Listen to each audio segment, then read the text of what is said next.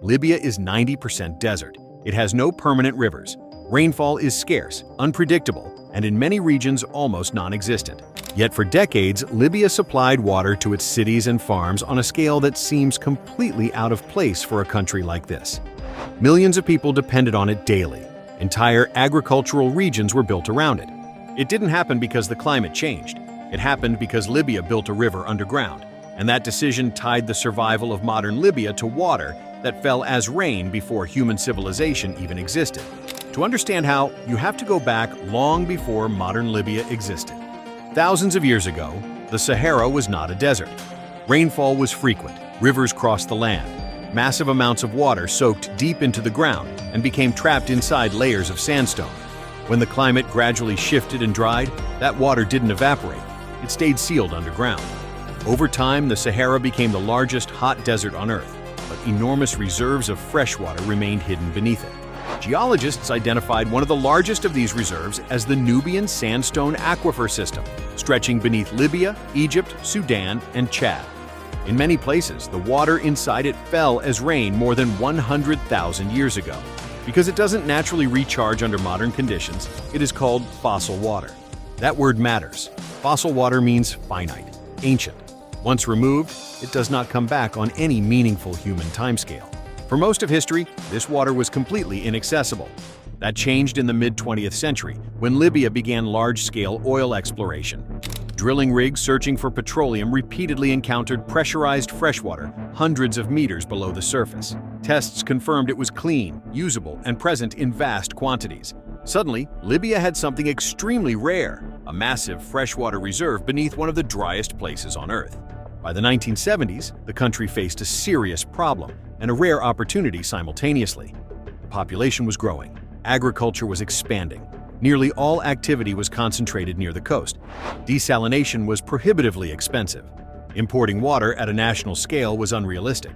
The deep fossil aquifers offered another path: transport water from the Sahara to where people needed it. But beneath that ambition was a fundamental question. What happens when you build a country around water that cannot be replaced? Construction on the Great Man-Made River officially began in 1983. It wasn't a single pipeline. It was a nationwide system designed to function like an artificial river network, built entirely underground. Engineers focused drilling on southern well fields at Sahara, Tezerbo, and Kufra, regions sitting directly above deep sections of the Nubian Aquifer. Hundreds of wells were drilled, many reaching between 500 and 700 meters deep.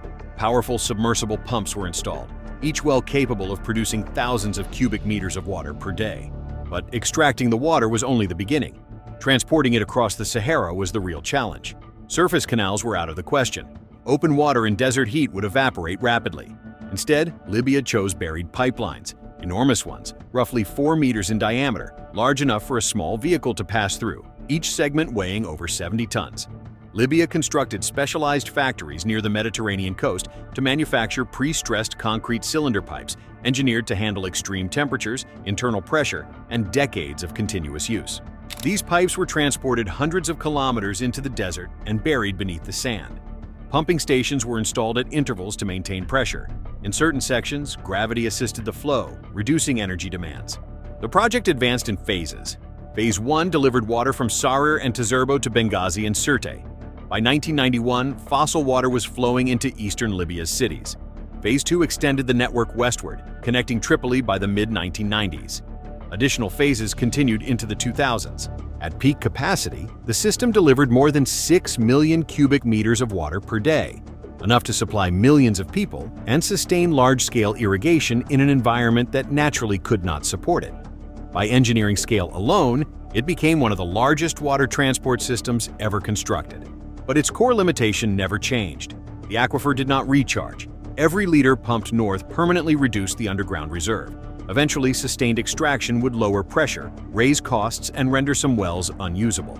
Libya accepted that trade-off. For years, the benefits outweighed the risks. Cities expanded, agriculture spread, water shortages decreased dramatically. Modern life adjusted to the assumption that ancient water would keep flowing. Then instability arrived. After 2011, Libya entered prolonged political fragmentation. Pumping stations were damaged, seized, or shut down. Maintenance declined. In some cases, water supply was deliberately cut as leverage between rival factions. The consequences were immediate. Hospitals, farms, and cities experienced shortages within days. Repairs required specialized parts and expertise that were increasingly hard to secure. Despite repeated disruptions, the system never fully collapsed.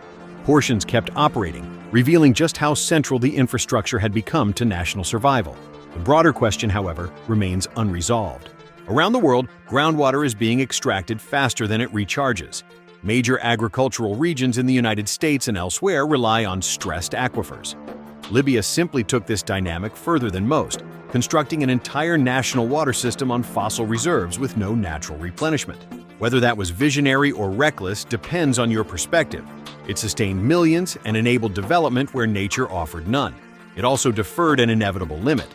Eventually, Libya will face a choice familiar to many arid nations: invest in desalination, reduce consumption, diversify sources, or accept long-term scarcity.